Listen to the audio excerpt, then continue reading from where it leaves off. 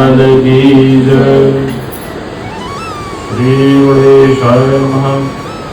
गुरुर्ब्रह्मा गुरुर्विष्णु गुरुदेवो महेश्वरः गुरु साक्षात् परब्रह्म तस्मै श्री गुरुवे नमः। सच्चिदानंद रूपाय विश्वोत्पत्त्यादिहेतवे तापत्रय विनाशाय श्रीकृष्णाय वयं नमः।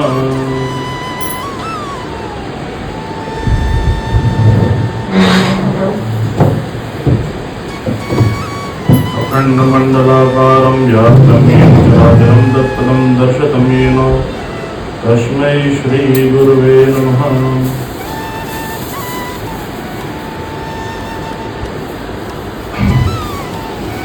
श्री राम जय जय राम। श्री राम जय जय राम। श्री राम जय जय राम। वृंदावन बिहारी लाल की जय। अभी मल मास चल रहा है। आप सभी विगत 6 दिनों से मल मास क्या है इसके विषय में आप सभी जान रहे हैं और इसमें भगवान कृष्ण की आराधना का विशेष महत्व है। और मल मास क्या है, यह कैसे बनता है, यह 3 साल में ही क्यों आता है, इस पर भी विचार करना चाहिए। क्योंकि ज्योतिष गणना के अनुसार, शास्त्रों के अनुसार और जो भारतीय ज्योतिष है उसके अनुसार सूर्य वर्ष और चंद्र वर्ष 2 वर्ष माने जाते हैं। तो सूर्य वर्ष जो है वह लगभग 365 दिनों का होता है और चंद्र वर्ष जो होता है वह लगभग 354 दिनों का होता है। तो प्रत्येक वर्ष में यदि हम 365 में 354 माइनस करेंगे तो लगभग 11 दिन का डिफरेंस बनता है और यह 3 साल में यह दिन लगभग 30 से 33 दिन पहुंच जाते हैं। और इसमें आप लोग जैसे देखते भी होंगे कि वर्ष में कई तिथियां एक दिन में 2 पड़ जाती हैं या कुछ तिथियां एक दिन में 2 दिन तक चलती हैं, जिससे हम लोग नवरात्रि वगैरह मनाते हैं। या अपना गणेश जी आते हैं तो कई बार गणेश जी 10 दिन के रहते हैं या 11 दिन के हो जाते हैं या कई बार 9वें दिन ही अनंत चतुर्दशी पड़ जाती है। नवरात्रि में भी ऐसा होता है कि कई बार सप्तमी और अष्टमी साथ पड़ जाती हैं या अष्टमी 9वें दिन पड़ रही है। तो ये जो तिथियों का घटना बढ़ना होता है, इसके कारण ही यह तिथियों का जो क्षय और विघटन और अधिकता, इसके कारण यह अंतर बन जाता है। तो जो ये 11-11 दिन करके 3 वर्ष में यह लगभग 1 माह बन जाता है और इस 1 माह को वापस पुनः अपने क्रम में लाने के लिए इस अधिक मास की उत्पत्ति हुई है। अब प्रत्येक मास का सनातन में एक भगवान होते हैं, एक संक्रांति होती है, प्रत्येक मास में होती है। आप भी पूजन पाठ करते हैं, संक्रांति आती है। जैसे प्रत्येक माह में जैसे 30वें दिन 29वें 30वें दिन पे सूर्य जब एक राशि से दूसरी राशि पर जाता है तो उसको हम संक्रांति कहते हैं। यदि आप लोग ना समझते हो तो आपने मकर संक्रांति तो अवश्य रूप से सुना ही होगा, जो 14 जनवरी को पड़ती है या 15 जनवरी, 1-2 दिन का आगे पीछे का अंतर रहता है। तो मकर संक्रांति का मतलब यह हुआ कि सूर्य जो है धनु राशि से निकलकर मकर राशि में प्रवेश करता है। जब मकर राशि में प्रवेश करता है तब उस समय से शुभ कार्यों की शुरुआत हो जाती है। क्योंकि उसके पहले दिसंबर में पूष मास लगा रहता है, जिसमें हम कोई भी कार्य ऐसा नहीं कर सकते, शुभ कार्य नहीं कर सकते, गृह प्रवेश वर्जित रहते हैं, संस्कार वर्जित रहते हैं, उपनयन संस्कार वर्जित रहते हैं। तो यह सब तिथियों का विघटन, क्षय, बढ़ना, घटना, इन सब को मिलाने के लिए ही यह अधिक मास बनता है। तो जो 12 माह होते हैं उनमें से एक एक माह प्रतिवर्ष हर तीसरे वर्ष में दो गुना हो जाता है। जैसे इस वर्ष श्रावण हमारा 2 मास का हो गया है, तो प्रत्येक वर्ष हम जब श्रावण में पूजन करते हैं तो 4 सोमवार या 5 सोमवार पढ़ते हैं, परंतु इस वर्ष श्रावण 2 बार हो गया है, तो श्रावण में हमारे 8 सोमवार पड़ रहे हैं। तो इसमें 8 सोमवार में भगवान शिव की पूजन करनी चाहिए, अभिषेक पूजन। जैसे हम लोग पहले वर्षों में सावन में पूजन करते आ रहे हैं, वैसे ही 8 सोमवार को भगवान शिव का अभिषेक करना चाहिए।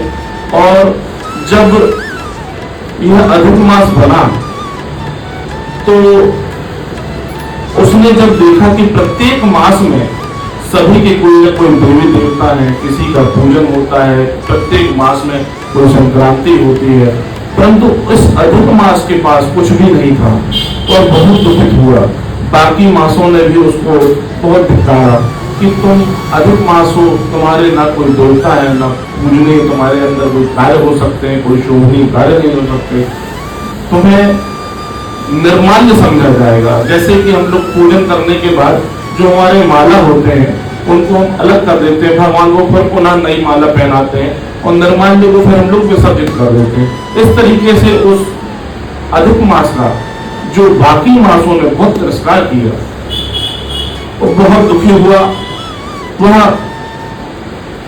बहुत दुखित मन से रोते हुए भगवान विष्णु के पास पहुंचा और विष्णु भगवान को उसने यह अपनी कथा सुनाई कि महाराज, हे भगवान, मैं हर तीसरे वर्ष में आऊंगा और मेरा कोई देवता नहीं है, मुझे सब तिरस्कृत दृष्टि से देख रहे हैं।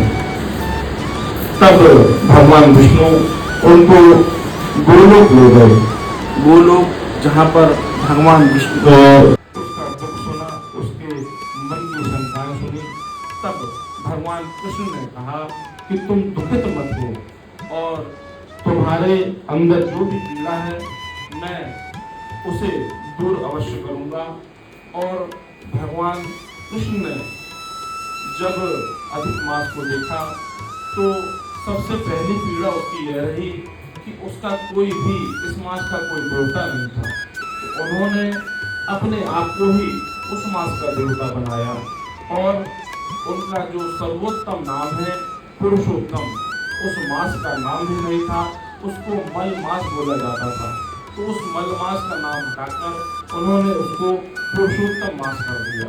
और पुरुषोत्तम मास को नाम देने के साथ साथ जो भी भगवान कृष्ण के अंदर खूबियाँ थी वह खूबियाँ भी उसको दे दी। अर्थात जैसे कि भगवान हमें दुखों से निवारण दिलाते हैं, सुख देते हैं, हमारी धन संपदा आशीर्वाद देते हैं, संतान की प्राप्ति करवाते हैं, भगवान कृष्ण हमारे सारी मनोकामनाओं को पूर्ण करते हैं और हमें वरदान प्रदान करते हैं। यह सारी विशेषताएं उसने पुरुषोत्तम मास को दे दी।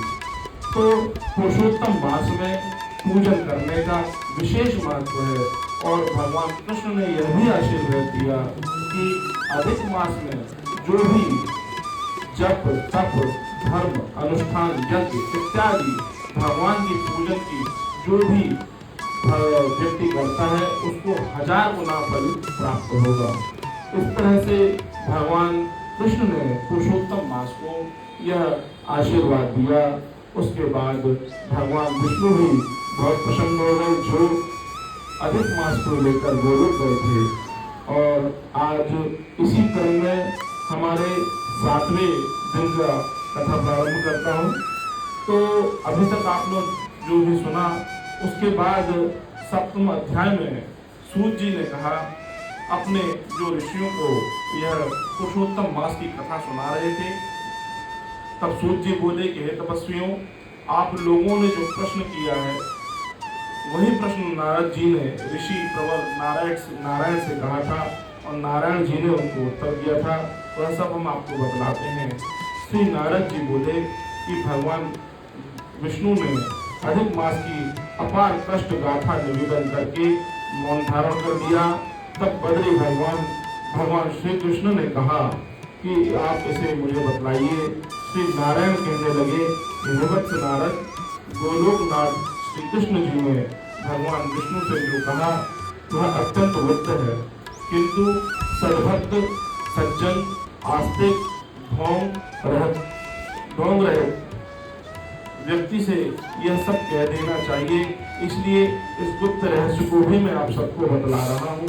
यह उपाख्यान सुंदर कीर्ति देने वाला है, पुण्यदायक, यश प्रदान करने वाला, सत्पुत्र का दाता, शासकों को अपने अनुकूल करने वाला, दरिद्रता रूपी वनाग्नि को शांत करने वाला, अर्थात गरीबी को मिटाने वाला तथा महान पुण्यात्माओं को के सुनने योग्य है। सुनने के बाद अनन्य भक्ति पूर्वक उसका आचरण भी करना चाहिए। पुरुषोत्तम ने कहा, अर्थात भगवान विष्णु से बोले कि यह आपने बहुत अच्छा किया कि आप मलमास का हाथ पकड़कर यहाँ ले आए। इससे आपके संसार में बड़ी कीर्ति फैलेगी, क्योंकि मलमास को भगवान विष्णु ही गोलोक धाम भगवान कृष्ण के पास ले गए थे।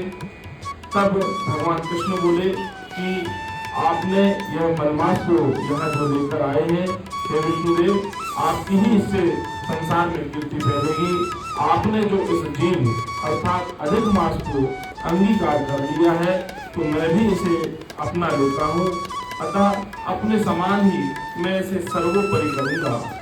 अर्थात जो भगवान कृष्ण के गुण है वह गुण भी मैं इस अधिक मास को दे दूंगा।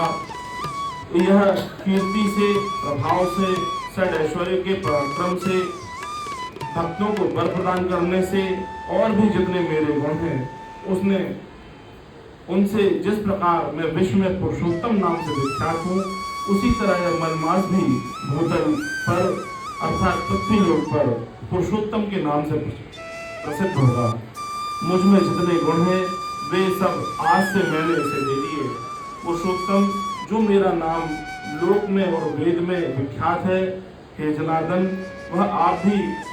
वह नाम भी आपकी संतुष्टि के लिए आज मैं इसे दे देता हूँ। हे मधुसूदन, आज मैं इस अधिक मास का स्वामी हो गया। इसी समय भगवान कृष्ण इस पुरुषोत्तम मास के स्वामी बन गए। इसका पुरुषोत्तम नाम पड़ जाने से समस्त विश्व पावन हो जाएगा। मेरे सदस्य होकर यह अधिक मास सब महीनों में अधिपति होगा और यह अधिक मास 12 महीनों में सर्वोपरि माना जाएगा। जो लोग इसकी पूजन, व्रत, आराधना करेंगे उनके सभी क्लेश, दरिद्रता नष्ट हो जाएगी। 12 महीनों में जो कि सकाम होते हैं, परंतु मैंने इसे निष्काम कर दिया है। जिस प्रकार मैं समस्त प्राणियों का मोक्ष दाता हूँ, वैसे ही इसे भी मैंने सब जनता का मुक्तिदायक बना दिया है। जो व्यक्ति निष्काम भाव से अथवा सकाम भाव से इस अधिक मास में मेरी आराधना करेंगे, उनके सभी कार्य सफल हो जाएंगे और उनके जितने पाप हैं वह सब भस्म हो जाएंगे। उन्हें मेरे गोलोक की प्राप्ति होगी, इसमें कोई संशय नहीं है। जिस परम पद गोलोक की प्राप्ति के लिए बड़े बड़े तपस्वी, ब्रह्मचर्य का पालन करने वाले ऋषि मुनि साधु संत तपस्या करते हैं, महात्मा लोग निराहार रहकर इस कठोर व्रत को करते हैं। फल खाकर, सूखे पत्तों को खाकर, वायु पीकर, कान, क्रोध, लोभ, मद, मोह, ईर्ष्या आदि का परित्याग करके, जो इंद्रियों पर संयम करके वर्षा ऋतु में खुले आकाश में मेरी पूजन करते हैं, ठंड के दिनों में शीत सहन करते हैं, गर्मी के समय प्रचंड धूप में सहन करते हुए मेरा पूजन करते हैं, ऐसे महात्मा लोग भी विष्णु जिस मेरे अव्यय परम पद को नहीं प्राप्त कर पाते, उसी वृद्धावस्था और मृत्यु से रहित परम पद गोलोक को पुरुषोत्तम मास के आराधक लोग केवल 1 मास की आराधना में ही इसे बड़ी सरलता से प्राप्त कर लेंगे। अधिक मास का यह व्रत समस्त साधनों से बड़ी सरलता के साथ बिना किसी परिश्रम के प्राप्त कर सकेंगे। अधिक मास में यह व्रत समस्त साधनों में श्रेष्ठ है, संपूर्ण धर्म, अर्थ, काम, मोक्ष का सिद्धिदाता है। इसलिए पुरुषोत्तम मास का प्रत्येक सनातनी को अवश्य रूप से सेवन करना चाहिए। अवश्य रूप में इस मासों में अधिक से अधिक आराधना, पूजन, जप, दान करना चाहिए। जैसे कि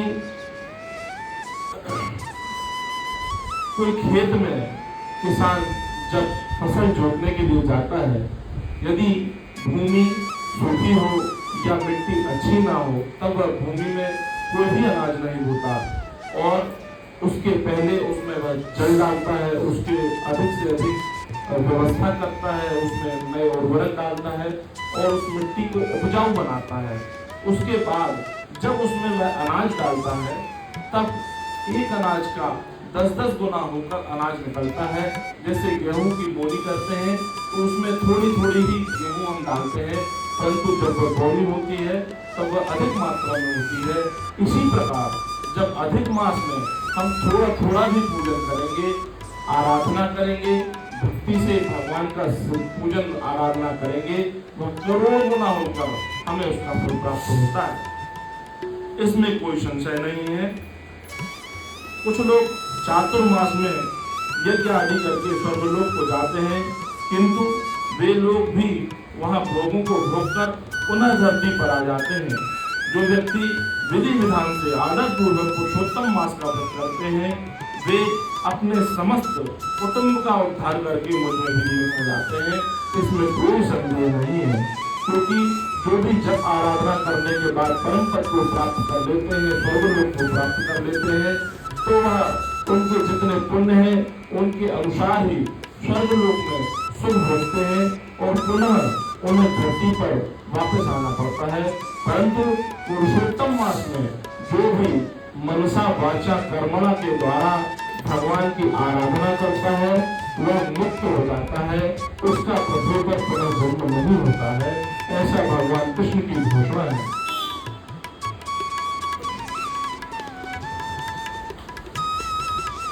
मुझको भगवान कृष्ण कहते हैं कि मुझको प्राप्त होकर जन्म मृत्यु भय से वह व्याप्त अधिक मास में सब कुछ पूजन पाठ करके वह सभी आधे व्याधियों से विरक्त होकर मुझ में समाहित हो जाता है और उसको पुनर्जन्म नहीं लेना पड़ता। जहाँ जाकर फिर लौटना नहीं पड़ता, वही मेरा परम धाम है, वही मेरा गोलोक धाम है। ऐसा वेदों में और उपनिषदों में साफ रूप में लिखा हुआ है।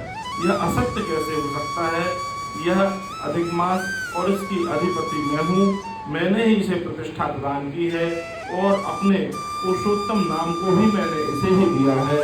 भगवान कृष्ण यह घोषणा कर रहे हैं। ऐसी स्थिति में पुरुषोत्तम मास के भक्तों की चिंता मुझे दिन रात बनी रहती है। अपने भक्तों की सभी कामनाओं को मैं पूरा अवश्य रूप से करता हूँ। कभी कभी मेरे भक्तों के द्वारा अपराध भी हो जाता है, किंतु पुरुषोत्तम मास के आराधकों के अपराधों को मैं क्षमा कर देता हूँ। हे विष्णु, मेरी आराधना करने की अपेक्षा मेरे भक्तों की आराधना मुझे अति प्रिय है, क्योंकि आपने अवश्य रूप से सुना होगा कि भगवान भक्त के अधीन होते हैं। इसलिए यदि हम भक्त की भी आराधना कर लें तो भी हमें भगवान कृष्ण की प्राप्ति हो जाती है। मुझे कभी कभी अपने भक्तों का मनोरथ पूर्ण करने में देर हो जाती है, किंतु मेरे पुरुषोत्तम मास के जो भक्त हैं उनकी मनोवांछा अवश्य रूप से पूर्ण होगी और उसमें कभी विलंब नहीं होगा। मेरे पुरुषोत्तम मास के जो भक्त हैं वे मुझे अत्यंत प्रिय हैं। जो महामूर्ख व्यक्ति इस पुरुषोत्तम मास में न जप करते हैं, न दान करते हैं, न स्नान करते हैं, देवता तीर्थ ब्रज का उपहास करते हैं, वे दुराचारी अभागे दूसरे के भाग्य के सहारे अपनी जीविका चलाते हैं, उन्हें कभी भी यहाँ तक कि स्वप्न में भी सुख नहीं मिलता। जैसे खरगोश के सींग खोजने पर भी नहीं मिलते। जो मूर्ख मेरे प्रिय मनमास का तिरस्कार करते हैं और मनमास में इस मास के योग्य धर्म का आचरण नहीं करते, वह सदा कुंभी पाक नर्क में वास करते हैं। प्रत्येक तीसरे वर्ष पुरुषोत्तम मास पड़ता है। वे ऐसे पुरुषोत्तम मास में जो मनुष्य धर्म का अनुष्ठान नहीं करते, वह भी कुंभी पाक नरक में जाते हैं और वे महामूर्ख जब तक पृथ्वी पर जीवित रहते हैं तब तक दुखी रूप में वह जलते रहते हैं उन्हें पुत्र पौत्र पत्नी आदि का सुख नहीं मिलता, और जिन्हें मिलता है उनके घर में क्लेश बना रहता है। जिस मनुष्यों को यह मेरा सौभाग्यदायक पुण्यतम पुरुषोत्तम मास अज्ञानता में बीत जाए, वे प्राणी कैसे सुखी हो पाएंगे।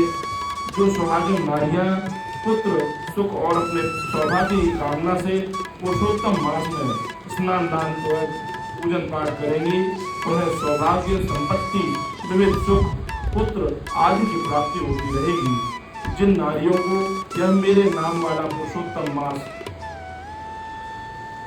सूना बीत जाता है, अर्थात इस पुरुषोत्तम मास में कोई भी जब तक दान धर्म नहीं करते हैं, उन महिलाओं को अनुकूल नहीं रहता, ना ही उन्हें पति का सुख मिलता है, ना ही भाई पुत्र संपत्ति आदि कुछ भी नहीं मिलता, उन्हें स्वप्न में भी सुख नहीं मिलता।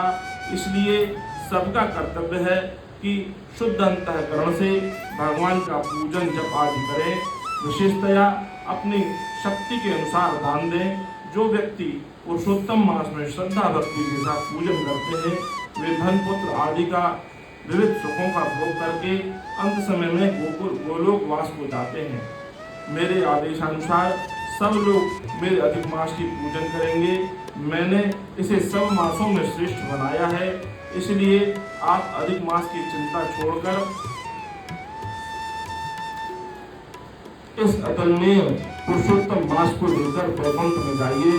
श्री नारायण बोले कि भगवान श्री कृष्ण के मुख से रसमयी वाणी सुनकर विष्णु के प्रमोद का पारावार ना रहा, और वे इस मलमास को लेकर अपने नवीन मेघ के समान कांति वाले भगवान श्याम सुंदर को प्रणाम कर शीघ्र ही गरुड़ पर आरूढ़ होकर वैकुंठ को चल दिए। बोलिए श्रीमन नारायण नारायण नारायण श्रीमन।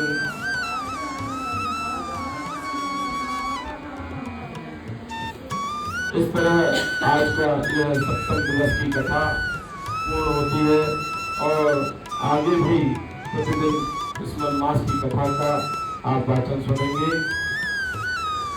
इस मलमास में अधिक से अधिक जप तप और अनुष्ठान जाप करना चाहिए, दान करना चाहिए। इस मलमास में पूजन करने का करोड़ गुना फल प्राप्त होता है, ऐसा यह पुरुषोत्तम मास की महात्म्य में वर्णन आता है। इसमें अधिक से अधिक सफेद वस्तुओं का दान करना चाहिए, जैसे चावल का हम दान कर सकते हैं, शक्कर का दान कर सकते हैं, दही का दान कर सकते हैं, दूध का दान कर सकते हैं। जो भी हम दान करते हैं इसमें 1000 गुना हमें इसका फल प्राप्त होता है, और भगवान की भक्ति में हमको निश्चित रूप से इस अधिक मास में लीन रहना चाहिए। एक बार एक साधु से एक भक्त ने प्रश्न किया कि भगवान हमको भगवान का भजन कब प्रारंभ करना चाहिए। तब साधु ने बड़ा सुंदर उत्तर दिया कि जब आप मरने वाले हो उसके 5 मिनट पूर्व से ही आप भगवान का भजन चालू कर दें। भक्त ने सुनकर बड़ा हतप्रभ रह गया, बोला भगवान प्रभु यह तो बिल्कुल अलग ही बात आपने बता दी, यह कैसे पता चलेगा कि मैं कब मरने वाला हूँ। तो भगवान जो साधु रूप में रहे उन्होंने बोला कि जब तुम्हें ये भी नहीं पता कि तुम कब तक जीवित रहोगे, तो तुम ये कैसे पूछ रहे हो कि हम भजन कब से चालू करें। तो इसलिए आप जब हो जहाँ हो वहाँ मन भजन करते हैं। आप सांसारिक रूप में भी प्रवेश होकर भगवान की भक्ति कर सकते हैं। इसलिए भजन अवश्य रूप से प्रतिदिन करना चाहिए। जैसे कि हमारा मन कहीं और रहता भी है तो भी हमें मानसिक रूप से हमारे 2 मन होते हैं, एक अंतः मन भी होता है। उस अंतः मन से हमें भगवान का भजन अवश्य रूप से निरंतर करते रहना चाहिए। इसीलिए इस मलमास में आप सभी प्रसन्नता से भगवान कृष्ण की आराधना करें और भगवान कृष्ण आप पर सब पर कृपा करेंगे। तो ये वृंदावन बिहारी लाल की जय।